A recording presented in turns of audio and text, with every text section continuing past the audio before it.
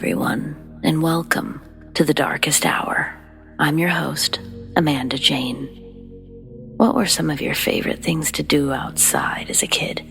Capture the flag, maybe some Red Rover or freeze tag. One that the kids in my apartment complex quite enjoyed was hide-and-go-seek in the dark, which, looking back on it, maybe wasn't so safe. Granted, when you start to examine a lot of things, they don't seem so safe. But what can you do? You gotta live. Absolutely. But that's kind of the point too.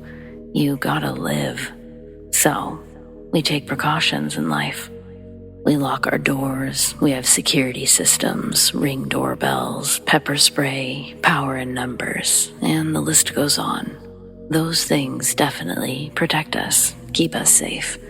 But imagine a time, an age, or a place where none of that was accessible to you. Or even if it wasn't enough. You didn't know you'd need to defend yourself against life's evils just for playing a game or walking to your car. Instincts have a way of kicking in when necessary, and you've got to live. You do whatever you can to get out of that horror, and you hope like hell that it works. And if you're lucky, you live to tell your story. So, let's get started, shall we?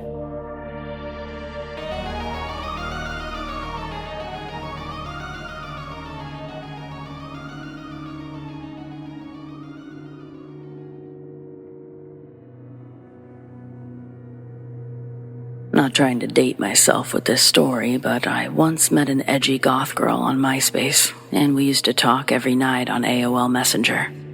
This isn't a catfishing story. She was real. Her name was Desi Lamont. She went to a high school in Middlefield. Our schools played each other in sports, and we met after one of our basketball games played there. After meeting in person and verifying we weren't in fact getting catfished, our relationship got way deeper. Real philosophical shit. I confided in her just as much as she did me. Both of our homes were far from cookie cutter. Both sets of parents shared the same substance abuse issues, stemming our own subjective traumas from our own subjective stories that we would trade. Months into this relationship, it's 2 or 3 in the morning on a school night. Desi and I signed off hours ago, but I'm woken up by the AOL chat bing, letting me know that someone sent me a chat. The second bing gets me up and out of bed. I groggily go to my computer and swivel the mouse a little to turn on the monitor. When the screen gets bright, I'm blinded by its light, but when my eyes adjust, I see the notifications were from Desi. The first one said, "You dead," with a capital U instead of spelling the whole word. Then the second one below it said, "I dead." Desi's sense of humor was of the morbid variety, but this didn't have any context. I sent a message saying, "Are you okay?" Right after pressing send, I received a reply saying some really vicious things. She weaponized the secrets I'd told her and hurt me to the core with what she was saying. I was so confused and sad. I disconnected the internet and plugged in the phone so I could try calling her, but she didn't answer.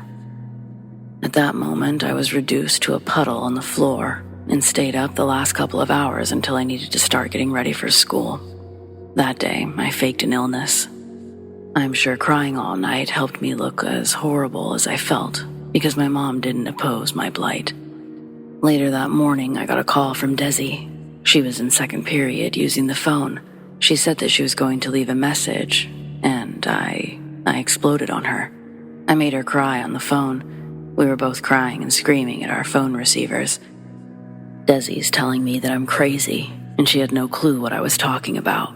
I saved the chat conversation, and I told her that when I got off the phone, I'm going to email her the previous night's message chain, and that she can have fun denying it then.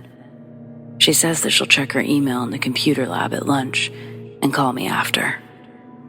I remember I paced circles in my room. I did feel sick. I was heart-stricken and my soul ached. When she called me, she again was crying, but this time the defensive tone that she had was gone. She begs me to believe her. She tells me that she never wrote these messages. Still angry, I ask if her dad had snuck into her room to message me on her computer. Desi says no. And then she says, "Do you remember when I told you Megan and I were going to use a Ouija board in her attic last weekend? I think something might have followed me home." So she tells me the rest. When Desi and Megan were both touching the planchette, they were already under the belief that Megan's house was haunted. With most of the activity going on in the attic, they asked questions and instantly began to feel it move under their fingertips. They talked to a lonely, sad spirit, one who called themselves Mala. Mala had not died in Megan's house. Rather, she was a wandering spirit. I heard the bell ring in the background of our phone call, and I knew that I was going to have to wait until she got out of school to hear the rest. Young love. I hung up equally confused, but feeling less hurt. Desi's crazy story was just what I needed to have faith that she wouldn't hurt me like that. Next phone call, Desi's back home and has time to explain fully what had been going on in her house the past week. The weird mishaps her and her parents had experienced, all within this 7-day period, was jaw-dropping. From random pipes bursting, her dad breaking his leg falling down the stairs. He claimed he was pushed, but nobody was behind him. Then all of their clocks stopped working, both analog and digital, just quit one day. She tells me everything all the way up to these messages that were sent from her account. Desi says that earlier in the week she was doing an assignment using Microsoft Word. While she was typing, the keyboard started typing different words and sentences. Desi would keep quickly deleting them, wondering what function she had pressed on the keyboard to make it happen. We both wonder if she'd been deleting messages from someone attempting to reach her. At the end of the conversation, Desi said that she's going to keep her computer off for a couple of days, try to get this energy out of her house. We would still be in contact every day, only now it was by the old-fashioned way of phone calls after school. And during that time, Desi had been researching, like really getting into trying to find stuff online or at the library. Soon after she'd let me in on what was going on, she was saging the house and putting crystals throughout her home, like windowsills and furniture, under the couch cushions, stuff like that. I asked her at what point one should get a priest or something involved. Apparently her parents wouldn't let her bring anyone into the house. They weren't interested, so she'd have to do it on her own. I felt bad for her, but by the end of the week, she said that she thought her blessings had worked. She said that the house was already starting to feel lighter again. Desi and I dated for a little over a year, long enough for me to get my license and start seeing her more often. How did it end? Well, we've come this far, so I might as well tell you how the relationship ended. After I got my license, I also got to see Megan a little bit more. Yeah, real scumbag high school boy thing to do. And honestly, 20 plus years later, I still feel bad about that one. So, hey Desi, my bad. I'm sorry. Girls out there take it from someone who used to be a high school boy. They're all nasty, dumb, sneaky, hormone-fueled monsters. Some of us just are better at hiding it. Dudes are gross, but especially at that age.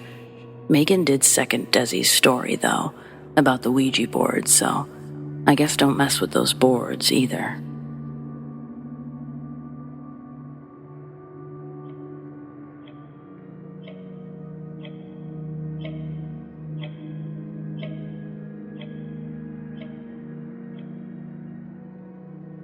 I'm a 21-year-old female, and I still drive the same car my dad bought me when I was 16. It was a brand new red Mustang, but it didn't have automatic locks, and that was a must for my dad. I thought he was being picky and neurotic, and I just wanted that one. Neither of us was willing to bend, so our solution was for the dealership to keep it for a few days while they installed automatic locks. I threw a fit. I was a spoiled brat who wanted her car now. I didn't care what kind of locks the damn thing had. I just wanted the freedom to leave my parents' house under my own volition. And 3 days might as well have been 3 months. Of course, in reality, the time flew by. And once I got the car, I was much happier than I would have been with manual locks. I know this because they let me choose whether or not I wanted to wait 2 more days so they could also install automatic windows, and I said no. It's a decision I still deeply, deeply regret. But I digress. Overall, I never really thought about those locks or the drama they caused again. Not until about 2 weeks ago. I've just now gotten to the point where I can talk about it without having a full-blown panic attack, but I don't like to dwell on it for too long, so I'm going to try to make it quick. My best friend is getting married next month, and I'm her maid of honor, so I've been running a lot of errands after work. On this particular evening, I had to pick up my dress from the bridal shop, which is in a huge shopping plaza. The parking lot was still packed, and the only spot I could find was pretty far in the back, but I didn't think much of it aside from the extra walking inconvenience. Once inside, I tried on my dress, and the hem was still a hair too long. So the seamstress lady measured me again, only once she got started, she decided the shoulders didn't sit quite right either. The whole time, she's muttering things under her breath like she just couldn't believe she'd made a mistake. Then she took a closer look at my waist, and I saw her face pale in the mirror. She looked horrified and began chanting, "Oh dear, oh dear, oh dear," as she ran from the fitting room. I was in there so long that I almost went looking for someone, but then the manager rushed in with a box underneath her arm, and yeah, long story cut short, they'd given me the other bridesmaid's dress. We're almost the same size, but not quite. Thankfully, my dress fit perfectly, and I was able to get to my next errand, which was in the same shopping center, but by the time I was ready to leave, it was fully dark outside. The parking lot was almost empty, and I had a clear line of sight to my car from the store as I walked out. I was so happy to be finally done with my errands that my eyes were locked onto it, and it alone. As I stepped outside, a man in a dark green raincoat appeared in front of me. I have no idea where he came from, but he launched into a sob story about being out of gas. He said his girlfriend worked at the service station down the road, and if I could just give him a ride down there, she could bring him back. When I looked at his face, his eye was twitching. It looked like he was tweaking out on something pretty bad. I said, "Sorry, I can't," and tried to go around him, but he grabbed my arm. Hard. I had small bruises from where his fingers dug in. He was cursing me under his breath, but I barely noticed. I screamed and simultaneously yanked my arm away as hard as I could. My arm came free, but my cardigan sleeve remained in his grasp. Stealing a quick look around, I saw that we were completely alone and didn't think twice. I twisted out of the cardigan and left it behind like the garbage it was as I broke into a full sprint. While running, I could hear the man's footsteps pounding the pavement behind me, and my heart fluttered each time I heard him stumble. I'm sure those little slips were also instrumental in saving my life. I'm not a very fast runner, so they didn't give me the lead I would have liked, but they got me to safety. Digging my keys out, I hit the unlock button repeatedly until I was actually opening the door, and then I had it locked again before it was even shut behind me. The same instant it slammed closed, there was a loud bang, and the entire car shook with a heavy impact. If I'd been even a single second slower, he would have had me and my car to do whatever he pleased. It was only later, after I made it home, that I realized if my dad hadn't insisted on those automatic locks, I would have had to manually unlock my door when the guy was chasing me. There's no way that I could have made it. I haven't told my dad because I don't want to scare him. He already hates that I live in the city, but I'm getting him one hell of a Christmas present this year. Thanks, Dad.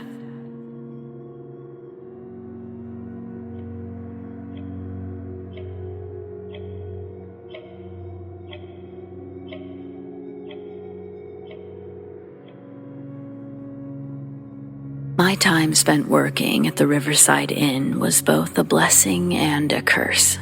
It's an old building that exudes charm, a beautifully preserved building from a whole different era, surrounded by lovely shops and friendly shop owners. It's just all around a great place to be. Yet as the night falls, quite literally when it gets dark, I couldn't help but feel like there was more going on there. Haunted? Honestly, probably. Though I tend to think almost anything that's got history has history, and that includes ghosts. My first encounters came during my late night shifts at the front desk. As I sat there, boring myself with paperwork, unnecessarily organizing my already organized space, I would catch glimpses of fleeting shadows out of the corner of my eye. I would turn to face them, but then there'd be nothing there. I could brush this kind of thing off, but only so many times. I felt like the more I talked to my coworkers about it, the more stuff would happen. Maybe that's a natural progression. Or maybe I was just paying closer attention. Because sometimes the shadows felt more like they would take the shape of people. I can't prove it, but others would describe what they'd see as silhouettes versus shadows. I believed we were all seeing the same things. The only time I ever caught a real glimpse was when I was exiting the elevator at night. I watched a shadow form to my left near the entrance of the hotel. As I turned, but before I faced it entirely, I saw the shape and decor of a woman, one who was wearing something not of this century. As I faced her, it was like in the same instant she vanished. No more silhouette, no more woman. But I had seen her. This was many years ago, but even then there were ghost hunters, paranormal investigators. We'd get several of them coming through the hotel, and we'd frame their published articles mentioning the hotel. We would embrace and highlight their findings. Of course, I don't know if these people were honest, but what I can tell you is that the hotel doesn't participate.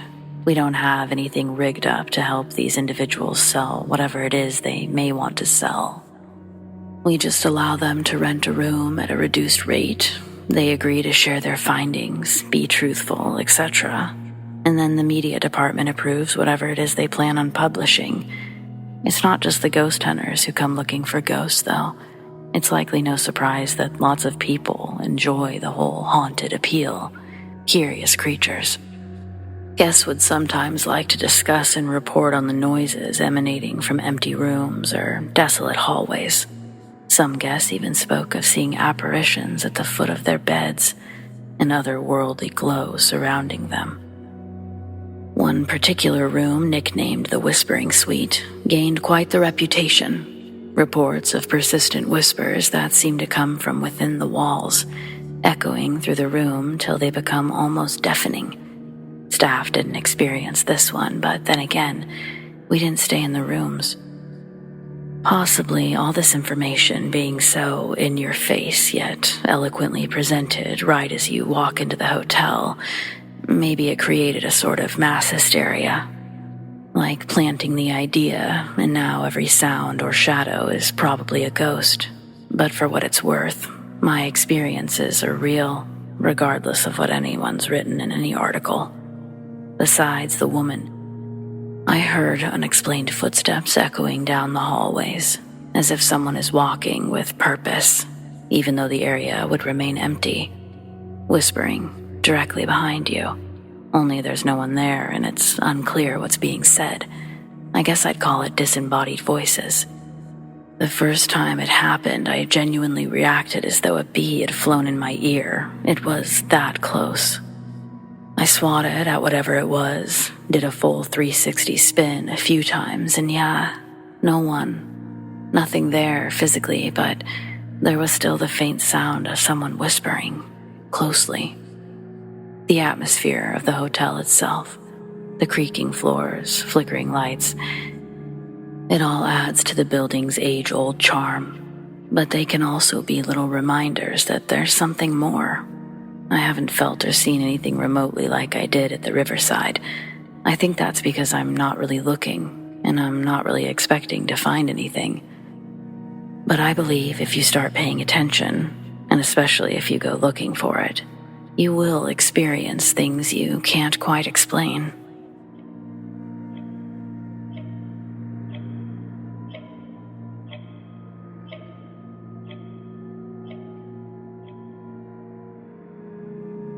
I can't remember the last time I told this story. It's been a while, but and all this time I've never written it down, so you've officially inspired me to do that. I grew up in Fresno, California, mainly in the 80s, but a small part of the 90s as well.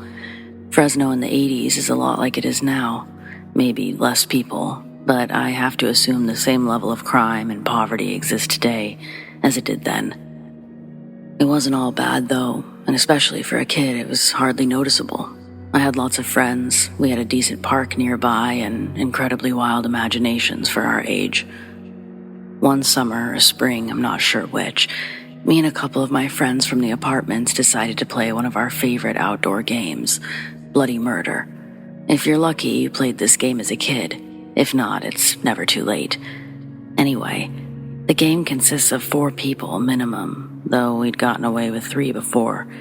You pick a home base. For us, it was this palm tree in the middle of the apartments. Then one person hides, aka the murderer, while the others try to catch the murderer before he can make it back to base. Another rule was everyone couldn't just guard the tree. You had to actively look for the murderer.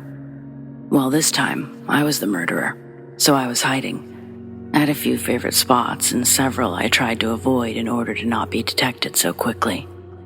One of my favorite spots was under the staircase of one of the buildings closest to home base.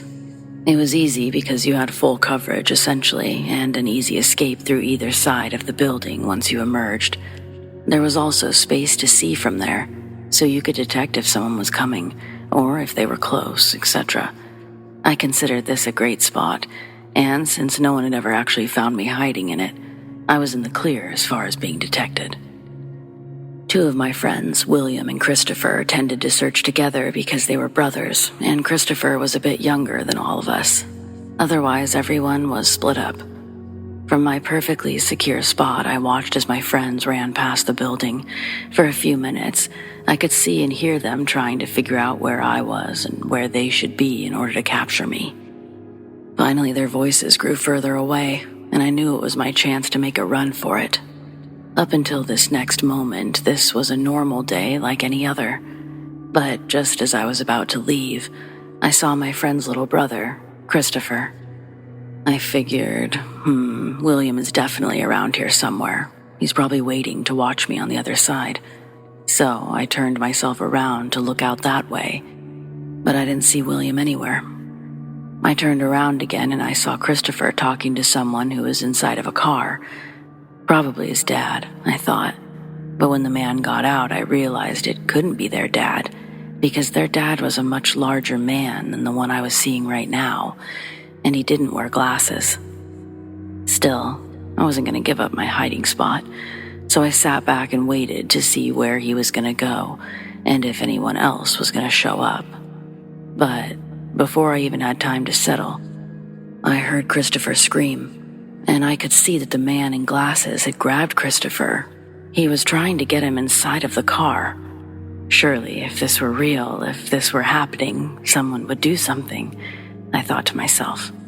But I quickly realized that I was that someone. My heart was racing, and I had no idea what was going to happen. But before I knew it, I was grabbing some gravel from beneath my feet and running full speed towards the man and Christopher. I was screaming too now. I think something like, "Let him go," but it could have simply been me screaming. When I got close enough to the 2 of them, I threw the rocks into the man's face, hoping that they would do something. I definitely expected more of a reaction. Instead, he sort of swatted them away as if it were dust. Then with his free hand, he was suddenly shoving me in the chest. I lost my footing, and I was down on the ground for barely a second before I started screaming again, with Christopher joining me. I stood back up, and though the man hadn't let go of my friend, he also hadn't moved either. My next thought was to just stomp on this guy's feet, so I did. And again, Christopher followed suit, stomping and smashing at this man's toes in unison while screaming. He was starting to lose his nerve, and we could tell. At least I could. Then, like clockwork, 3 of my friends came into view and charged towards the scene. Behind them was William and Christopher's dad, and he looked pissed. That sight alone made the man release Christopher, and he tried to run to the other side of his car. He made it. Well, inside his car anyway. Their father had brass knuckles with him, and he was prepared to use them. He yelled for all of us boys to get inside, and without even thinking, we just all ran to their apartment because we didn't want to split up. Eventually, all of our parents and basically the whole complex was outside, which was usually the case anytime the police showed up. This guy was a known creep, and I'm pretty sure that he went away for doing worse to another kid.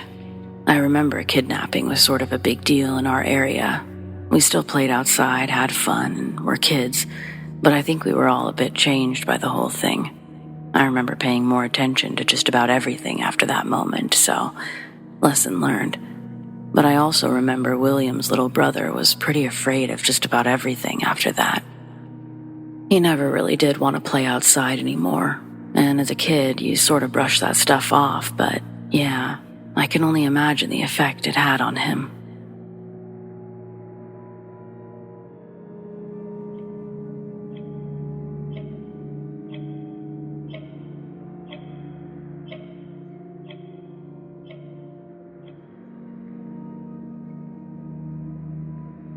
My name's Natalie, and my family is from Kansas. I drove back over Labor Day weekend for a small reunion, and I met my uncle's new wife for the first time. Mary is the most laid-back woman I've ever met. If the world was burning around her, she would just shrug it off and light a joint. Have you ever noticed how those kinds of people have the most interesting stories? Mary was raised in a cult, and if you get a few drinks in her, she'll tell you all about it. I asked her permission to share this story, and she agreed on the condition that I leave out the cult's name. Her biological father left before she turned 3, and her mom married a man named Sam less than a year later. Sam was already a member of the cult, had 4 kids, and his wife had died giving birth to the last one. Mary and her mother moved into his house, which was owned by the church, and she was raised to believe her stepdad and siblings were her biological family. She didn't learn the truth until she turned 18, and her real father contacted her. He was sober now, and that's actually a whole different story, but not one that belongs here. Anyway, Mary said her mother drank the Kool-Aid and licked the bowl when she was done. The woman dedicated her entire being to the church, and so did Mary's 3 older siblings. Only she and her younger sister questioned whether their family, as in the whole cult, not just her parents and siblings, was really as special as everyone said. They weren't allowed to go to real school. All the cult kids went to a school at the compound. There was a daycare for the young ones, a class for grades 1 through 6, and a class for grades 7 through 12. Each class usually had between 10 or 20 kids, and from daycare, they're taught very specific things. First and foremost, that their wise and benevolent leader, Pastor John, was the holiest man on earth, much more so than the pretender we call the Pope. They're told the Catholic Church is run by Satanists, that it's basically one big scam, which, to be clear, I'm not defending them by any means. I'm just saying they don't actually have demons inside of them or trick people into worshiping the devil. At least they probably don't. But here, Mary said they were given tests where they were made to write out all of the reasons that Pastor John was our leader. Apparently, God spoke to Pastor John. He was chosen to seek out the righteous and guide them into a new age of prosperity. All the usual hogwash. He was also immune to disease and toxins, didn't need to eat or sleep, and my personal favorite, he never needed to shit. Though I guess that makes sense if you never had to eat. If you're like me, you're probably wondering how someone convinced so many people of such insanity. Well, Mary is almost 60 now, so it was a different time back then, but the snakes are what really did it. Once a month, Pastor John would prove his worthiness by bringing a poisonous snake into the chapel and allowing himself to be bitten. It was usually a rattlesnake. They made for the best show because of the extra noise, or sometimes they would find a cottonmouth or copperhead, but the act was always the same. Pastor John would have one of his guys walk the snake up and down the aisles so that everyone could get a good look at its fangs, and then they would return to the altar where it would be placed back into its cage, which was just a clear tote box from the dollar store. The pastor would then roll up his pant leg and place his foot in the box. The snake always struck. The crowd always gasped, and then everyone sat in awed silence until they felt the pastor was not going to fall over dead. Then came the applause. This routine went on until a few months before Mary turned 18. She had been secretly planning to leave the cult on her birthday, but it disbanded before she got a chance. Somehow, Pastor John got his hands on a real, live king cobra. One of his guys tried to walk it down the aisles like usual, but it put up too much of a fight. In fact, he was having trouble just getting it back to the altar. At one point, it almost got away from him. So the pastor rushed forward to help, and at the exact moment he lunged, the long-ass snake slipped loose from the man's grip, struck Pastor John in the neck, and slithered away. Screams erupted all over the chapel. The women and children ran to the exits while the men were divided between those of the inner circle and those of the congregation.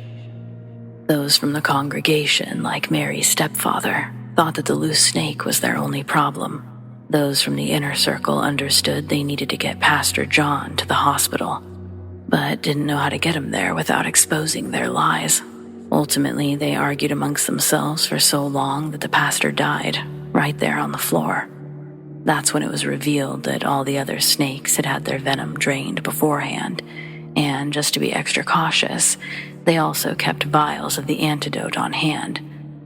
But the king cobra had been poorly researched. They had no clue how much more dangerous it was than what they were used to handling. No one ever discovered where the snake came from. Obviously, it wasn't just roaming the Kansas wilds, or who was supposed to be responsible for draining the venom. I'm not saying I'm glad a man died, but I'm glad that all those people got their lives back. Mary said folks were emotionally destroyed, and many experienced thoughts of ending it all. But for the most part, everyone came out on the other side for the better, just each in their own time.